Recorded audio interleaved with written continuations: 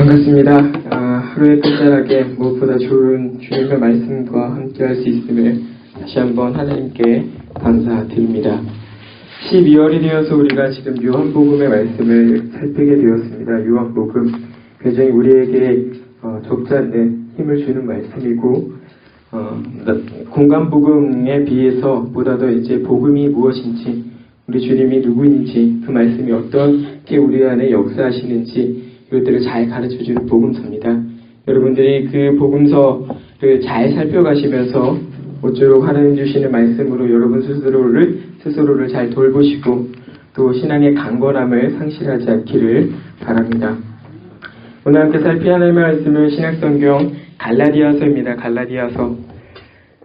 갈라디아서는 앞으로 우리가 말씀 읽기 표에 따라서 12월의 끝자락이 되면 우리가 이 말씀을 또 함께 살펴갈 그런 말씀이기도 하거니와 저 개인적으로는 신학을 공부하면서 신약성경의 본문을 처음 서기했던 게 바로 이 갈라디아서입니다.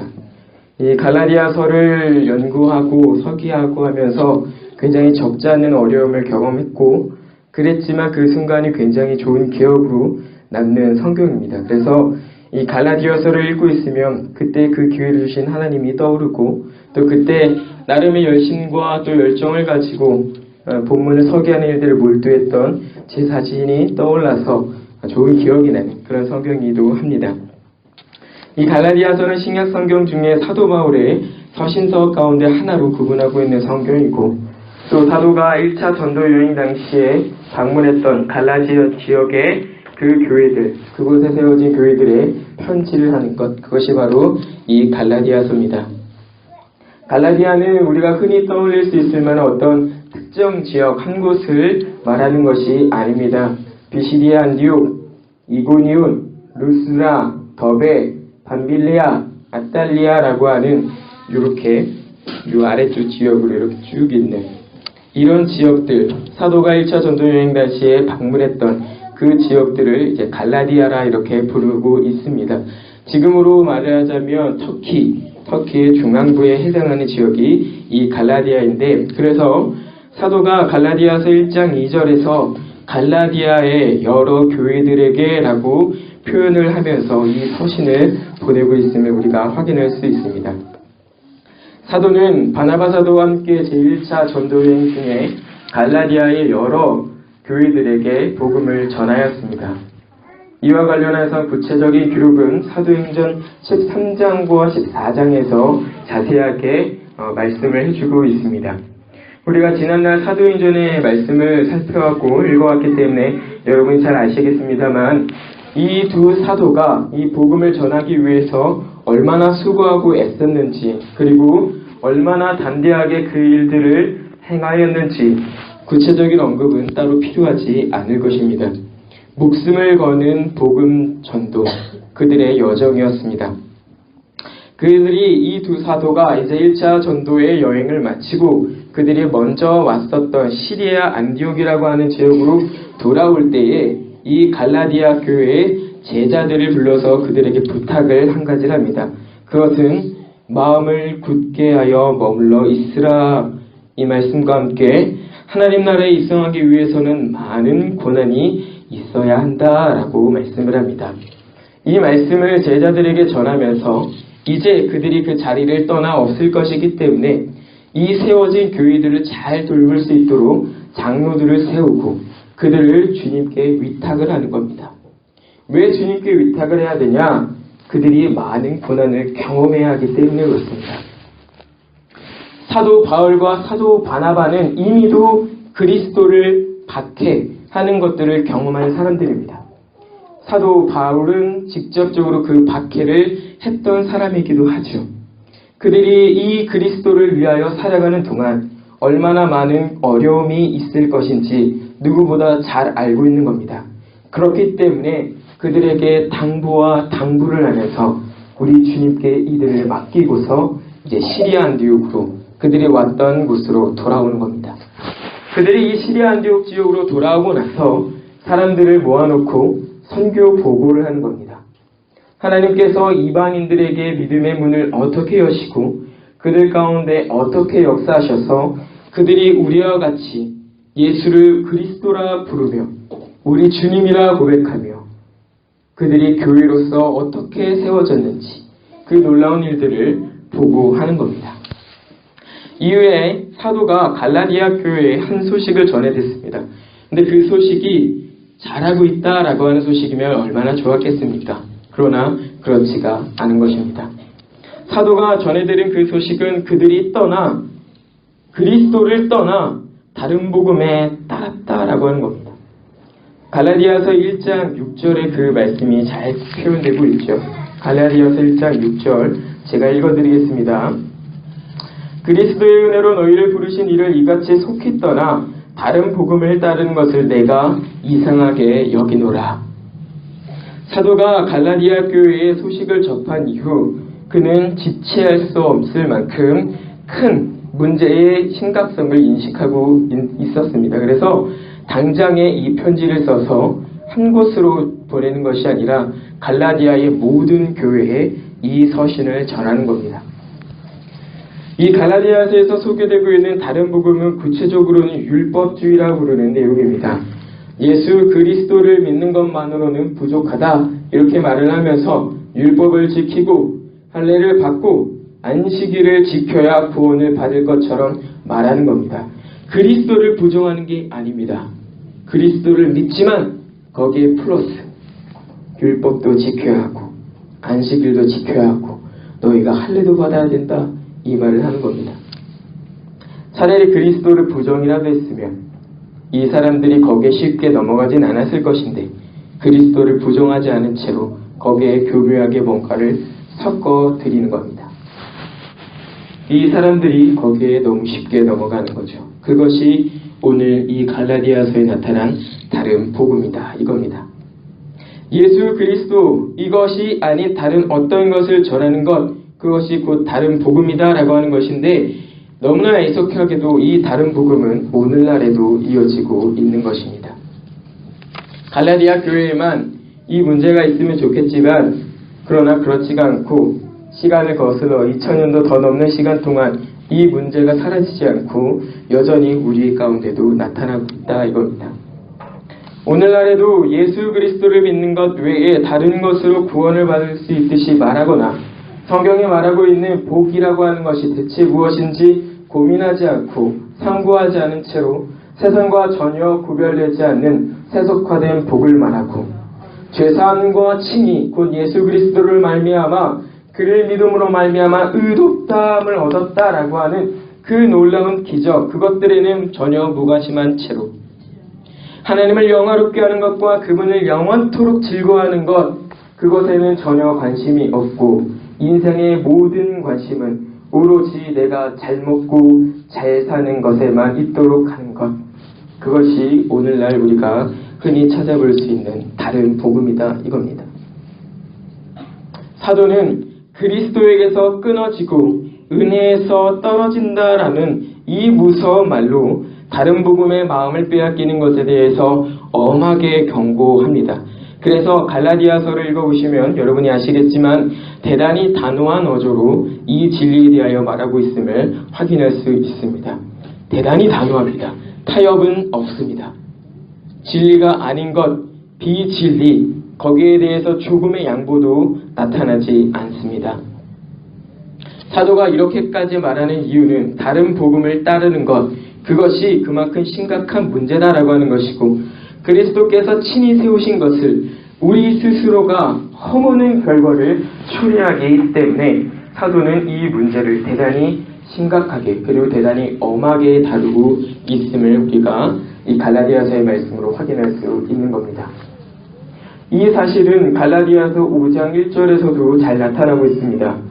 갈라디아서 5장 1절 보시면 이렇게 말씀합니다. 그리스도께서 우리를 자유롭게 하려고 자유를 주셨으니 그러므로 굳건하게 서서 다시는 종의 멍에를 매지 말라 말씀하는데 이는 우리가 다른 복음을 따르는 것이 그리스도께서 주신 자유를 뒤로하고 우리 스스로가 종의 멍에를 다시 매는 것과 다르지 않다라는 것, 그 말씀을 하고 있는 겁니다. 너희가 그렇게 살아가는 것, 우리 주님께서 주신 것을 허물고 너희가 다시 옛것으로 돌아가는 것, 그것과 다르지 않다. 그러니 그 일들은 해서는 안 된다. 이 말을 하고 있는 거죠. 이러한 경고와 함께 구체적인 행실에 대한 권면이 나타난 게 바로 우리가 읽은 이 본문입니다. 5장 16절이야 26절의 말씀. 사도가 오늘 본문 가운데서 언급하고 있는 내용은 성령을 따라 행하라 라고 하는 말씀입니다. 아마 교회를 다니시는 분들 중에 이 말씀 잘 모르는 분들 없을 겁니다. 성령을 따라 행하라. 성령을 따라 행해야 한다, 행해야 한다라는 것 잘 알고 있지만 그거 잘 안 되는 것도 이겁니다. 성령을 따라 행해야 된다는 거 우리 스스로가 잘 알고 있습니다. 그런데 그렇게 잘 하지 못합니다. 성령을 따라 행하라. 사도가 성령을 따라 행하라 이렇게 말씀하는 것은 그것이 육체의 욕심을 이루지 않는 것이기 때문입니다. 왜 우리가 육체의 욕심을 이루지 않아야 하는가에 대해서는 15절에서 잘 설명하고 있습니다. 그것은 육체의 욕심을 이루고 오려고 하는 그 일이 결국에는 교회를 흔드는 일이 되기 때문에 그렇습니다. 사도는 다른 복음을 따르는 갈라디아 교회의 문제를 대단히 심각한 것으로 인식합니다. 그래서 그들 중 다른 복음을 따르는 무리가 생기면서 그들이 사도가 처음 전했던 그 복음의 순수함과 그리고 그 복음의 정결함에서 멀어지게 되었을 때, 이탈하게 되었을 때 그 무리 사이에는 의견일치가 되지 않는 걸 확인하는 겁니다. 서로가 옳다라고 말을 하고 서로가 이것이 교회를 위한 것이다 말을 하고 서로가 이것이 그리스도를 위한 일이다 라고 주장을 하지만 그러나 거기에는 성령의 인도하심이 없다 이겁니다. 서로가 각자는 주장을 합니다. 이것이 교회를 위한 것이고 이것이 우리 주님을 위한 것이다 라고 말을 하지만 그러나 그 안을 들여다보면 성령의 인도하심과는 전혀 상관없는 말과 행실들이 거기 있다 이겁니다. 다시 말해서 하나가 되지 않고 각자의 의견과 생각들만 남아있는 겁니다. 우리 주님이 주신 말씀은 없고 거기에는 우리의 말만 남아있다 이겁니다. 이 문제는 대단히 심각한 것이죠. 이 문제는 교회의 근간을 흔들어버리는 것이고 이 문제는 결국엔 그대로 방치해두면 교회를 무너뜨리는 결과를 이끌어내는 겁니다. 15절에서 사도가 이렇게 말씀합니다. 서로 물고 먹으면 이라고 말씀하는데 이것은 본래 그리스도 안에서 신실하게 한 몸을 이루는 우리가 사실은 서로 보호해주고 서로 격려해주고 서로 친절을 베풀어야 함에도 불구하고 그것을 통해서 그 일들을 통하여서 하나님의 말씀을 중심으로 그것들을 잘 이행해야 함에도 불구하고 그 일들을 하려고 하지 않을 뿐만 아니라 이행하지도 않고 모든 불의한 행동을 일삼고 비난과 기타 모든 언쟁을 통해서 교회를 흔들려고 하는 모든 언행을 말하는 겁니다. 사도는 이 문제를 계속해서 말씀드리지만 심각하게 받아들이고 있습니다. 그래서 이 행동을 근본적으로 바로잡아야 하기 때문에 제시한 해결책이 바로 성령을 따르라 이겁니다.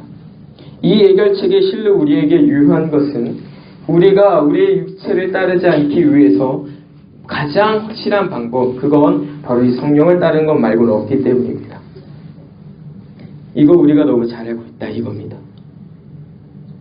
그리스도를 살아가면서 나의 육체의 소욕은 죽이고 성령을 따라야 한다는 거 내가 잘 알고 있는데 그렇게 하지 못한다 이거죠. 여기서 말하는 육체라고 하는 것은 단순히 우리의 몸을 말하는 게 아닙니다. 여기서는 보다 우리의 본성을 말하는 겁니다. 본성. 어떤 본성이냐? 아담의 죄로 인하여서 완전하게 부패하여진 우리의 본성을 말합니다. 이러한 부패함을 말하면서 이 부패한 육체는 성령은 육체를 거스름으로 서로 대적한다 이렇게 말씀을 하는데 이러한 대조를 통해서 사도가 갈라디아 교회에 요청하고 있는 한 가지는 그러므로 이 부패한 본성에 대하여 성령을 따름으로 투쟁하라 라고 하는 겁니다. 육체는 성령을 거스르나 성령은 육체를 거스르니 너희가 그 성령을 따름으로 육체를 거슬러서 그것과 싸워 이기라. 우리의 부패한 본성과 싸워 이기라 이 말씀을 하고 있는 것이죠. 여기서 우리가 유념해서 봐야 할 것은 너희가 원하는 것을 하지 못하게 하려 한다라고 하는 이 표현입니다. 우리가 흔히 이 말씀을 보면서 주의하지 않고 아주 단순하게 보자면 우리 욕심대로 하는 것을 성령이 못하게 하시는구나. 이렇게 생각할 수 있습니다. 그런데 주의 깊게 살펴보면 이 표현에서의 주어는 육체의 소욕이다라고 하는 것이 주어입니다. 보시겠습니까? 갈라디아서 16절 이하 이제 17절에서 이렇게 말씀하죠. 17절에서 육체의 소욕은 이게 주어입니다. 다시 말하면 이 말씀은 육체의 소욕은 너희가 원하는 것을 못하게 하려 한다라고 보는 것이 적절한 겁니다. 여기서 너희가 원하는 것이 뭐냐라고 하는 게 이제 문제죠. 여기서 우리가 원하는 것, 너희가 원하는 것은 바로 하나님께서 원하시는 그것입니다. 여기서 말하는 너희, 그러니까 여기서의 너희는 먼저는 갈라디아 교회겠지요. 이 갈라디아 교회 너희는 성령이 원하는 것, 곧 하나님이 원하시는 것을 하고자 하지만 그러나 부패한 우리의 본성이 끊임없이 그것을 방해한다라고 사도가 말씀하고 있는 것입니다. 왜냐하면 육체의 소욕은 끊임없이 성령을 거스르게 하기 때문에 그렇습니다. 그러므로 사도는 성령을 따름으로 그 부패한 본성을 찍어 눌러 이겨라 이 말씀을 우리에게 하고 있는 것이죠. 사도가 이렇게 말씀하고 있는 이유는 이 말씀을 받는 자들이 곧 갈라디아의 교회들이 믿음이 없는 사람들이 아니기 때문에 그렇습니다. 오히려 그들은 믿음을 가지고 살아가는 사람들입니다. 그렇기 때문에 사도가 너희는 성령을 따르라 라고 말씀하고 그것들을 강조하는 겁니다. 그들은 갈라디아서 1장 6절에서 확인할 수 있듯이 그리스도의 은혜로 부름을 받은 자들입니다. 이 갈라디아 교회는 그리스도의 은혜로 부름을 받은 사람들입니다. 이미 그리스도께서 그들을 교회로 부르신 겁니다. 믿음이 없는 사람들이 아니라 비록 연약할지언정 그들은 믿음을 소유하고 살아가는 사람들이다 이겁니다. 이들을 향해서 사도가 그렇기 때문에 너희가 성령을 따라서 너희 육체, 너희의 부패한 본성을 이겨라 이 말씀을 하는 거죠. 왜냐하면 그리스도 예수의 사람들은 육체와 함께 그 정욕과 탐심을 이미 십자가에 못 박은 사람들이기 때문에 그렇습니다. 24절 한번 보시죠. 그리스도 예수의 사람들은 육체와 함께 그 정욕과 탐심을 십자가에 못 박았느니라. 사람들은 이미 이러한 사람이다 라고 말을 하는 겁니다. 갈라디아 교회 사람들이 그리스도 예수의 부름을 받아 있는 사람들이므로 그들은 믿음이 있는 사람들이고 이미 이 정욕과 탐심이라고 하는 것을 십자가에 못 박아버린 사람들입니다. 그런데 잠깐의 어려움이 그들에게 왔을 때 넘어져 있는 것이죠. 사도는 그것들을 일으켜 세우는 겁니다. 더 이상 출발점이 이 갈라디아 교회의 출발점이 더 이상 부패한 본성이 아니라 그것들이 이미 다 못 박아버린 그리스도의 은혜로 얻은 그 성령의 인도하심에 따라 살아가는 사람들이기 때문에 마땅히 이 부패한 본성과 투쟁해야 한다.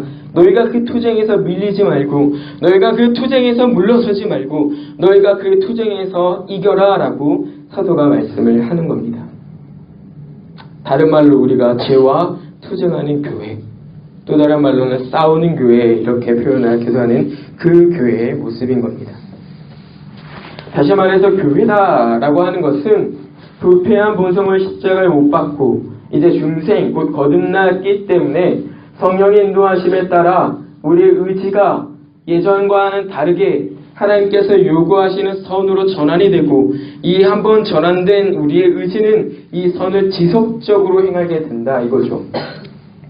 이 교회가 하는 일들 그렇기 때문에 하나님만 전적으로 의지하고 오직 그에게만 신뢰를 보내고 한 마음으로 하나님의 뜻을 이행하는 것에만 전념하고 그렇게 오직 하나님만 생각함으로 우리 마음 가운데 있는 부패한 것들 대신에 하나님께서 주시는 거룩하고 순결한 그 마음만을 갖는 사람들 이 교회다라고 하는 겁니다. 갈라디아 교회가 이미 그러한 교회였다라고 하는 거죠. 따라서 너희가 지금 잠깐은 육체의 소욕에 따라 너희가 본성의 그 부패한 것들에 따라 잠깐은 어려움을 경험하고 있지만 그러나 그것과 싸워 이기라라고 사도가 요청하는 거다.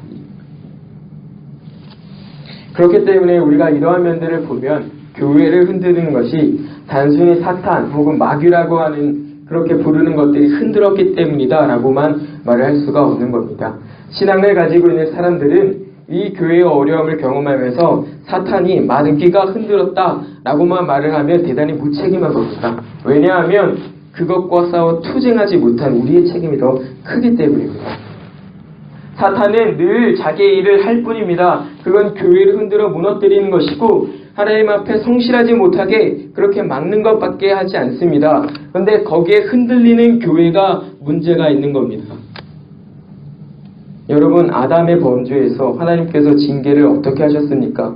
사탄에게만 하신 것이 아니라 아담에게도 그 죄의 책임을 물으셨습니다. 맞습니까?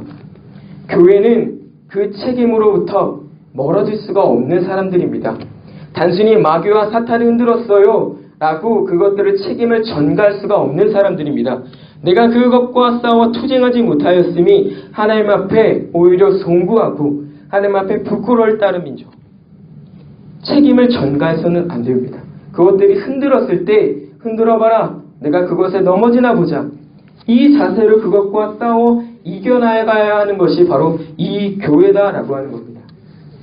믿음이 없는 자들에게 있어서 이러한 죄와 투쟁하는 것은 실로 기대하기가 어려운 일입니다. 왜냐하면 그들은 믿음이 무엇인지 그리고 죄와 투쟁하는 것이 무엇인지를 모르는 사람들이고 거기에 관심도 두지 않는 사람들이기 때문에 그렇습니다. 그러나 교회는 믿음이 무엇인지를 알고 있는 사람들이고 어떻게 해서 그 죄와 투쟁하여 이길 수 있는지 어떻게 해서 그것들로부터 승리를 얻을 수 있는지 알고 있는 사람들입니다. 그런데 이 교회가 그 일들을 성실하게 하지 않는다면 그건 하나님 앞에 책망받을 일입니다. 핑계를 대고서 하나님 저 마귀와 사탄이 우리를 흔들었습니다 라고만 할 것이 아니다 이겁니다. 만약에 그렇다면 그건 대단히 무책임한 태도다. 우리가 이 사실을 이 말씀들로 기억을 해야 하는 것입니다. 그렇다면 여기서 여러분의 잠깐 질문을 드려보죠. 또 무엇에 질문하실까? 긴장하십니까? 여러분은 스스로 부패한 본성, 곧 그 죄와 투쟁하고 계십니까? 지금 그 죄와 싸우고 있는가? 이 말씀을 여러분에게 묻고 있습니다. 아니면 그 죄와 싸우려고 생각하지도 않고 그냥 해온 것 그대로 마귀가 걸어오는 싸움 모른 척 피하고 마귀가 걸려 넘어뜨리려고 하는 것 모른 척 걸려 넘어지고 그러십니까? 목사님께서도 여러 번 강조하셨습니다만 이 죄와 투쟁하는 것은 우리가 육신을 벗고 하나님 앞에 서는 그날까지 계속되어야만 하는 것입니다. 그리스도의 은혜로 부름을 받았다. 교회로 부름받은 그 순간부터 우리는 이 죄와 끊임없이 싸워 승리를 해야 하는 사람들인 것이죠. 그러나 우리의 일상 가운데 그렇게 하지 못하는 것이 더 많은 것입니다. 여러분을 보니까 그렇다는 게 아니라 제 자신을 보니까 그렇다 이겁니다. 목회자 후보생, 목사 후보생으로 살아가는 저이지만 그러나 이 죄와의 투쟁에서 실로 하나님 앞에 부끄러울 때가 많이 있다 이겁니다. 물론 저는 여러분보다 더 자주 싸우고 자주 이기는 방법들을 알고는 있겠죠. 그러나 여러분과 똑같습니다. 그 투쟁에서 하나님 앞에 부끄러울 따름이죠. 말씀을 듣는 일에 있어서 그 말씀을 이행하는 일에 있어서 우리는 너무나 게으른 때가 많고 열악한 자로 살 때가 많습니다. 오늘날 교회 모습도 한번 보시면 하나님께서 이 교회에 주신 적절한 질서들이 있는데 그것들은 다 무시한 채로 스스로의 부패한 본성에 따라 자기가 옳은 것 이것들을 주장하고 오랜 시간 이어져온 관습에 따라 그것이 마치 교회의 올바른 질서인 양 그것만을 가지고 살아가는 경향도 없잖아 있습니다. 하나님 보시기에 참으로 답답할 노릇일 수 있을 겁니다. 그러나 그럼에도 불구하고 우리가 하나님의 말씀을 따라 성실하게 살려고 하는 것을 포기해서는 안 됩니다. 나는 이제 저 문을 열고 나가면 또 까먹을 거고 내 인생의 생활이 다 그럴 것인데 앞에서 설교하는 거 무슨 말인지도 모르겠고 뭐가 은혜가 되는지도 모르겠고 그러는데 힘들어. 그렇게 있는 것이 아니라 그럼에도 불구하고 오늘 내가 반드시 하나님께서 내게 요구하시는 것 하나는 확실하게 가지고 살겠다 라고 하는 그런 각오. 이러한 생활을 하려고 하는 것 포기하면 안 되고 그 일들을 하려고 용기를 내는 것 멈추어서는 안 된다. 이 말씀입니다. 오히려 더욱 용기를 내서 그 일들을 하려고 해야 하는 것이죠. 우리 이제 엄제가 있어서 제가 좀 쑥스럽지만 아이들을 지도하다 보면 가끔 제 마음에 차오르는 게으름이 있습니다. 이거를 이렇게 준비해서 얘기를 해줘도 아이들이 이 필요성도 잘 모르고 예배 제발 지각 좀 하지 말라 그래도 늦게 오고 우리가 좀 뭐 좀 하자. 교회가 뭐 일을 하는데 우리 좀 협조해서 열심히 좀 하자라고 얘기를 하면 시큰둥하고 이거 뭐 하지 말까 이거 괜히 한다 그랬나? 아니다. 그럼에도 불구하고 비록 신자들이 스스로의 연약함 때문에 넘어지기는 하지만 그 넘어짐조차도 우리 주 예수 그리스도 안에서 넘어지는 겁니다. 그리스도 바깥에서 넘어지는 것이 아니라 이미 그리스도 안에서 우리가 넘어지는 겁니다. 그 안에서 얼마든지 우리 성령님께서는 우리를 다시 일으켜 세우시는 겁니다. 그리스도 안에서 넘어진 우리를 그리스도 안에서 다시 세우신다. 이게 성령님이 우리를 위로하시는 방법이고 이것이 우리가 하나님의 말씀을 잘 들어야 되는 이유인 것이죠.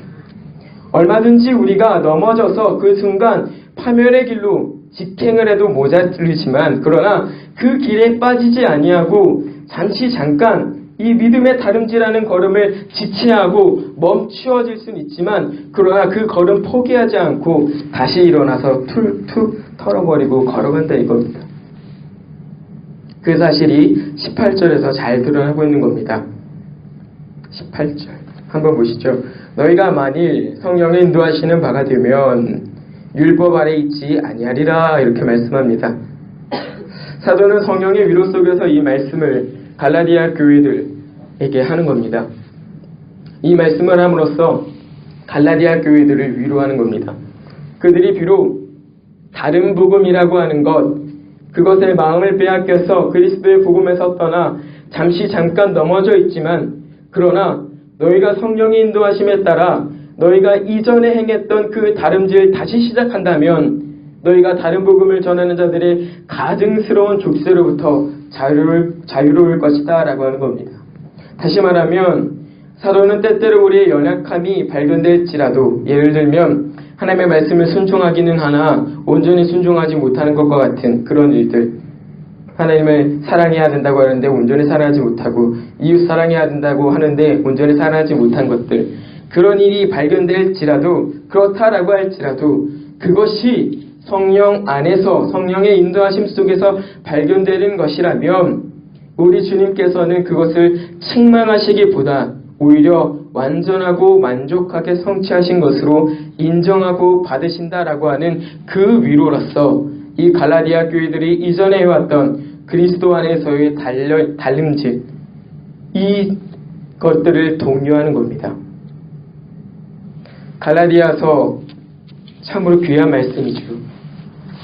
이 갈라디아서 5장 우리가 읽은 본문 20절에 21절 그리고 26절까지는 이제 우리가 너무나 잘 알고 있는 말씀입니다. 뭡니까? 21절까지는 육체의 일, 곧 우리의 부패한 본성에 따라 발생하는 그 열매들, 그 일들을 말하고 있고 22절에 26절까지는 그와는 대조적인 성령의 인도하심에 따라 맺는 성령의 열매들이 나열되고 있습니다. 이 말씀 우리가 너무나 잘 알고 있죠. 이 말씀이 우리에게 큰 위로가 되는 것은 우리가 그리스도를 알기 이전에, 우리가 그리스도를 믿기 이전에 비록 우리는 하나님 앞에 분패한 본성에 따라 썩어질 열매들을 맺는 사람들이었지만, 악한 열매들을 맺는 사람들이었지만, 그러나 이제 그리스도 안에서 다름질을 시작한 우리는 하나님의 은혜와 그리스도로 말미암아 얻은 이 새 생명으로 인하여 우리가 이전에 맺을 수 없던 그 귀한 열매들, 그것들을 얻게 하신다라고 하는 그 말씀으로 우리를 격려하시기 때문에 그렇습니다. 성경은 이 말씀을 하면서 이와 같은 것을 금지할 법이 없다라고 말씀하고 있습니다. 얼마나 은혜입니까? 성령의 위로 속에서 그의 통치를 받는 교회들이 성령의 열매를 맺지 못할 이유가 없다라고 말씀하고 있는 것입니다. 거기에는 나 스스로의 연약함도 포함이 됩니다. 내가 연약하다 그래서 이 열매가 맺히지 않는다, 그것이 아니다 이겁니다. 연약한 사람들의 모임일지라도 반드시 이 열매는 맺히게 되어 있다라고 하는 것이죠. 이 열매들과 관련해서 구태여 설명하지 않아도 여러분이 익숙하여 잘 아시겠지만 몇 가지 확인할 것이 있어서 말씀을 드리자면 먼저 희락이라고 하는 이 열매입니다. 희락은 단순히 우리가 주 안에서 기뻐하는 것 정도로 생각하는 경향이 있는데 이 본문 안에서의 희락은 보다도 구체적으로는 유쾌한 태도를 말합니다. 어떤 태도냐? 예를 들면 이웃과 나 사이에서의 유쾌한 태도입니다. 예를 들면 나의 이웃이 나를 보았을 때 그 사람은 나를 보는 것으로 인하여 즐거워해야 되고 내가 이웃을 보았을 때 나는 그 이웃을 본 것으로 인하여 즐거워해야 된다 이겁니다.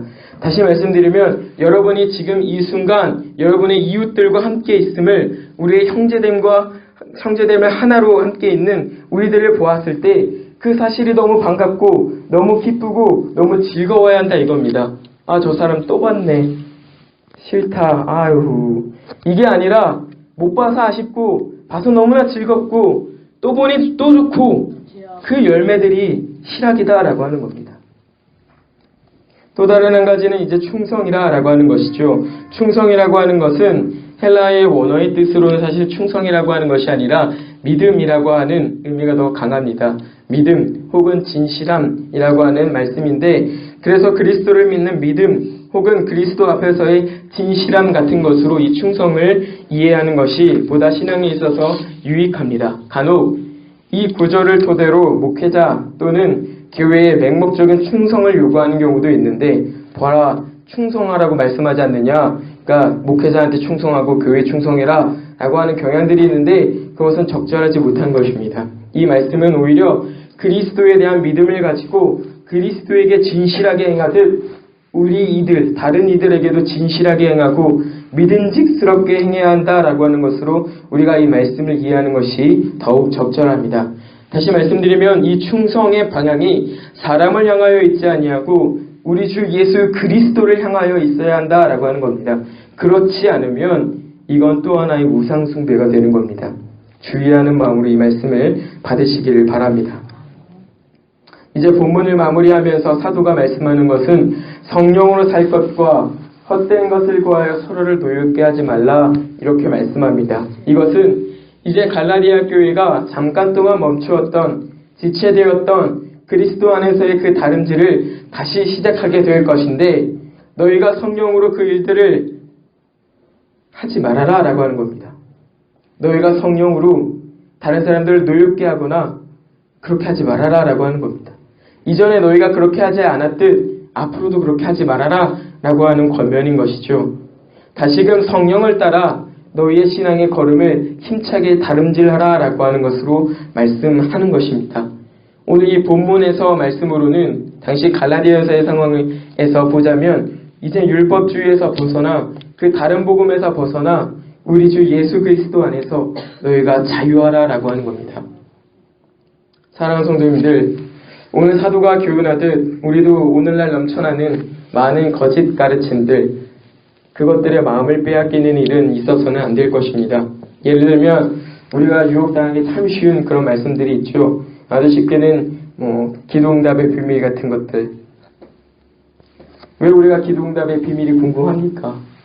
내가 원하는 걸 이루고 싶은 마음이 그 안에 있기 때문 아닙니까? 기도응답 받기 위해서는 소리 크게 해야 되고 많이 해야 되고 때로는 주요 삼창도 해야 되고 집이 아닌 곳이 예배당에서 기도해야 더 기도 효과가 좋고 금식도 같이 하면 더 좋고 그래야 하나님께서 기도를 들어주시고 이런 말씀들 많이 하기도 하지만 그런 게 아니다 이겁니다. 왜냐하면 우리가 기도할 때 하나님께서 응답하실 것 그거 믿지 아니하고 기도하는 것 자체가 이미 비신앙적인 기도입니다. 내가 하나님이 나의 기도를 들으실 거라는 그 믿음도 없이 기도한다면 그건 이미 비신앙적인 기도입니다. 반드시 비신앙적인 기도로 빠질 수밖에 없는 것입니다. 하나님은 우리가 읊조릴 때에도 집에서 기도할 때에도 기도를 들으시는 분이기 때문에 우리가 그런 것들 궁금할 이유가 없습니다. 왜 기도 응답을 받아야 합니까? 그 방법을 알아서 어떻게 하시려고요? 그거 궁금할 이유가 없습니다. 우리 주님은 언제나 어느 때나 나와 함께 하셔서 내 필요도 아시고 내가 구하는 것도 들으시는 분이기 때문에 그렇습니다. 왜요? 내가 잘하고 착해서가 아니라 내가 드리는 그 기도가 주의 이름으로 드리는 기도이기 때문에 하나님께서 그 기도를 받으신다 이겁니다. 이 믿음으로 우리가 기도하는 거 아닙니까? 그래서 기도는 믿음의 최상의 실천이다라고 여러분에게 말씀드렸습니다. 오히려 우리가 관심을 가져야 하는 것은 어떻게 해야 기도 응답 받을까가 아니라 어떻게 기도하는 것이 성경적인가? 어떻게 기도하는 것이 신앙적인가? 그리고 하나님께서 응답하실 때 당장의 응답도 하시지만 유보적으로 그 응답을 미루고 계실 때 나는 어떻게 기다려야 하는가? 하나님께서 내가 원하는 것이 아닌 다른 것으로 응답을 하시면 나는 거기에 대하여 어떻게 반응해야 하는가? 이것들을 궁금해야 하고 이것들을 행하려고 찾아야 되는 거 아니겠습니까? 내가 기도응답 받기 위해서 방법을 구하는 것보다 하나님 내 기도를 들으실 것을 안으로 그 믿음을 가지고 하나님께 적절하게 구하는 것이, 겸손하게 구하는 것이, 기도하는 것이 보다 더 적절할 것입니다. 성도는 구원해 주신 은혜에 감사하고 감격해서 그 안팎에서 일도 하고 절도 합니다. 그 일들은 강제적일 수가 없습니다. 왜요? 내가 감격해서 자발적으로 하는 순종이기 때문에 그렇습니다. 사람에게 보이려고 하는 것도 아니고 인정받기 위해서 하는 것도 아니고 자랑하기 위해서 하는 것도 아닙니다. 심지어 다른 사람들이 볼 때 종처럼 여기지는 그런 일이라고 할지라도 하나님을 사랑하는 것과 이웃 사랑하는 마음이 내게 있기 때문에 그 일을 기꺼이 감당하고 하는 겁니다. 그것이 하나님께 올바른 순종이겠지요. 그러나 우리가 가지고 있는 부패함과 투쟁에서 우리가 나태해졌을 때, 죄와의 투쟁에서 우리가 나태해졌을 때 우리가 그 일에서 넘어질 수 있음을 기억하시길 바랍니다. 비록 우리가 넘어질지라도 그리스도 안에서 넘어짐도 함께 기억하십시오. 그리스도 안에서 넘어지기 때문에 그리스도 안에서 다시 세우시는 이 성령의 위로하심과 인도하심 속에 우리는 신앙의 정도를 걸어갈 수 있음을 여러분 확신하시길 바랍니다. 갈라디아 교회들이 그러했던 것처럼 우리도 성령의 위로 안에 있는 교회임이 틀림없는 것입니다. 하여 교회 안에서 수고하고 애씀이 더없이 힘들고 어려우시거든 지혜롭게 잘 이겨나가시길 바랍니다. 성도의 출발점이 그리스도의 은혜로 성령의 인도하심에 있으므로 그에 민감하게 반응하여 살아가는 저와 여러분이 되길 바랍니다. 육체의 투쟁에서 지지 마시고 걸어놓은 싸움 기꺼이 받아 우리 주님이 요구하시는 그것으로 이기시길 바랍니다. 싸우면 우리는 이깁니다. 왠지 아십니까? 주님이 우리에게 승리를 약속하셨기 때문입니다. 그 싸움을 피하고 그 싸움을 싸우지 않으면 우리는 질 수밖에 없습니다. 그러나 싸우면 반드시 이깁니다. 우리 주님은 교회의 은혜를 베푸시는 분이시고 우리의 형편과 처지를 너무나 잘 알고 계시는 분이시기에 우리의 연약한 중에도 성령으로 우리를 위로하시며 다시금 주님이 원하신 열매를 맺도록 우리 안에 힘있게 역사하실 것입니다. 기도합니다. 우리를 그리스도의 은혜로 부르시고 악한 세대 가운데 건지신 하나님 아버지께 모든 영광 돌려드립니다. 우리가 죽음의 길에도 생각도 못했던 중에 주께서 작정하신 것에 따라 섭리하셔서 우리에게 믿음을 주시고 복음을 받아들이게 하시며 그것을 전하는 자로 살게 하시니 참으로 감사합니다. 우리가 때때로 지난날의 부패함으로 인하여 넘어질 때가 있으나 그 넘어짐이 그리스도 안에서 넘어지는 것이므로 성령님께서 친히 그리스도 안에서 다시 세우시는 줄 배웠습니다. 그리스도 안에서 우리의 부패함과 투쟁하는 것을 게으르게 하지 않는 모두가 되게 하옵소서.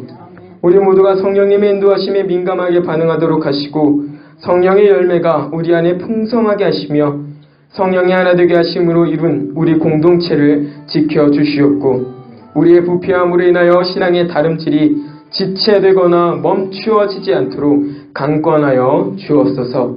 예수님 이름으로 간절히 기도드립니다. 아멘.